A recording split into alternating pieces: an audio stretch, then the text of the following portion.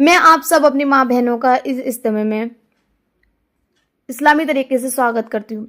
السلام علیکم ورحمۃ اللہ وبرکاتہ۔ سلامتی ہو آپ پر، اللہ کی رحمت اور برکت ہو۔ نحمدہ ونصلی علی رسولہ الکریم، اما بعد فاعوذ باللہ من الشیطان الرجیم، بسم اللہ الرحمن الرحیم۔ اللہ تعالیٰ قرآن مجید میں ارشاد فرماتا ہے کہ الصلاۃ معراج المومنین، یعنی نماز مومن کے لیے معراج ہے۔ سبحان اللہ۔ جب مؤذن پکارتا ہے کہ حیا علی الصلاۃ، اس کے بعد پکارتا ہے حیا علی الفلاح، یعنی آؤ نماز کی طرف۔ سب سے پہلے مؤذن نے کیا کہا؟ حیا علی الصلاۃ، یعنی آؤ نماز کی طرف۔ اس کے بعد کہا حیا علی الفلاح، آؤ کامیابی کی طرف۔ سبحان اللہ۔ اللہ تعالیٰ نے جو یہ نماز کے ورڈ رکھے ہیں، پہلے یہ بھی تو ہو سکتا تھا نا، آگے پیچھے بھی تو ہو سکتا تھا کہ حیا علی الفلاح، اس کے بعد ہو سکتا تھا حیا علی الصلاۃ، کہ پہلے کامیابی کی طرف آؤ اس کے بعد نماز کی طرف آؤ۔ نہیں، اللہ تعالیٰ نے سب سے پہلے اسلام، جب ہم نے توحید کر لی، جب ہم نے شہادت دے دی اپنے مومن ہونے کی، تو اس کے بعد جو سب سے پہلا ہمارا کام ہوگا تو وہ ہوگا نماز۔ سب سے پہلے ہمارے آقا صلی اللہ علیہ وسلم نے توحید کے بعد جو سب سے پہلے ہمارے آقا صلی اللہ علیہ وسلم نے جس چیز کی شرط رکھی تو وہ تھی نماز۔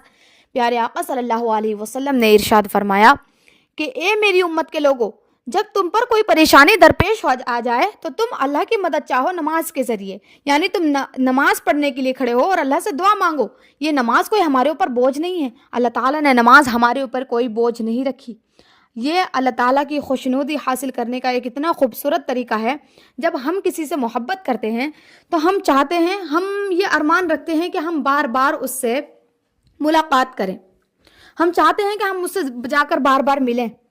اسی طریقے سے اللہ تعالیٰ ہم سے محبت کرتا ہے اور اللہ تعالیٰ چاہتا ہے کہ میں اپنے بندوں سے بار بار ملوں۔ اسی لیے دن اور رات میں اللہ تعالیٰ نے 5 وقت کی نماز ہم پر فرض کی۔ اللہ تعالیٰ ہم سے ملاقات چاہتا ہے۔ سبحان اللہ۔ بے شک اللہ تعالیٰ اپنے بندے سے 70 ماؤں سے زیادہ محبت کرتا ہے، یہ آپ بھی جانتے ہو اور میں بھی جانتی ہوں۔ الحمدللہ۔ جب ہمیں کسی سے محبت ہو جاتی ہے نا تو ہم اس کے دیدار کے لیے ترستے رہتے ہیں۔ اسی طریقے سے اللہ تعالیٰ سے محبت کرو، اللہ تعالیٰ سے پیار کرو، اس کی عبادت کرو۔ اس کی عبادت اس طریقے سے نہ کرو کہ ہم نماز کے لیے کھڑے ہوئے ہیں اور ہمارا دل اور دماغ دنیا میں ہے۔ ہم نماز کے لیے کھڑے ہوئے ہیں اور ہمارے دماغ میں یہ باتیں چل رہی ہیں کہ فلاں نے مجھ سے یہ بات کہی تھی، فلاں نے مجھ سے یہ بات کہی تھی۔ اللہ اکبر کبیرہ۔ اللہ تعالیٰ ہمیں ہدایت عطا فرمائے۔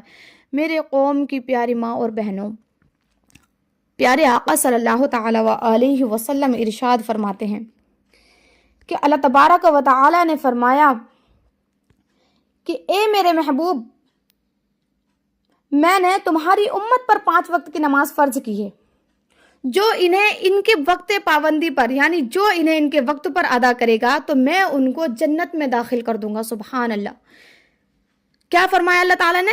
کہ جو 5 وقت کی نماز کو، یعنی فرض نماز کو پابندی کے ساتھ ادا کرے گا تو میں اس کو جنت میں داخل کر دوں گا۔ صرف 5 وقت کی نماز کی، 5 وقت کی نماز کے لیے بدلے میں اللہ تعالیٰ ہمیں جنت عطا فرما رہا ہے۔ سبحان اللہ۔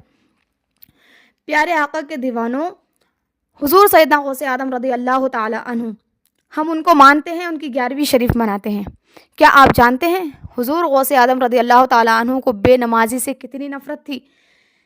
حضور غوث اعظم رضی اللہ تعالی عنہ نے فرمایا کہ تمہاری طرف ایک طرف کیچڑ میں آلود کتا نکل رہا ہو اور دوسری طرف بے نمازی نکل رہا ہو، تو تم کیچڑ میں آلود کتا جس راستے سے نکل رہا ہے نا، وہ راستہ اختیار کرنا، بے نمازی کا راستہ اختیار نہ کرنا۔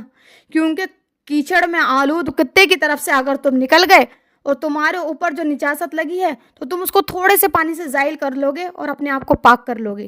لیکن بے نمازی کی نحوست جب تمہیں لگ جائے، تم بے نمازی کے راستے سے نکل جاؤ اور بے نمازی کی نحوست جب تمہیں لگ جائے تو وہ تم تمام زندگی زائل نہ کرو گے، وہ تمہاری دنیا اور آخرت دونوں برباد کر دے گی۔ اللہ اکبر کبیرہ۔ اتنی نفرت تھی حضور غوث اعظم رضی اللہ تعالی عنہ کو بے نمازیوں سے۔ آج ہم ان کی نیاز کرتے ہیں اور نماز ایک وقت کی بھی نہیں پڑھتے، تو کیا وہ قبول کرتے ہوں گے؟ نہیں، ہرگز نہیں، کبھی نہیں۔ میرے پیارے آقا صلی اللہ علیہ وسلم کا طریقہ یہ تھا کہ جب بھی آپ کسی چیز سے پریشان ہوتے، کوئی غم آپ کو ستاتا، تو آپ وضو کرتے اور نماز پڑھنا شروع کر دیتے۔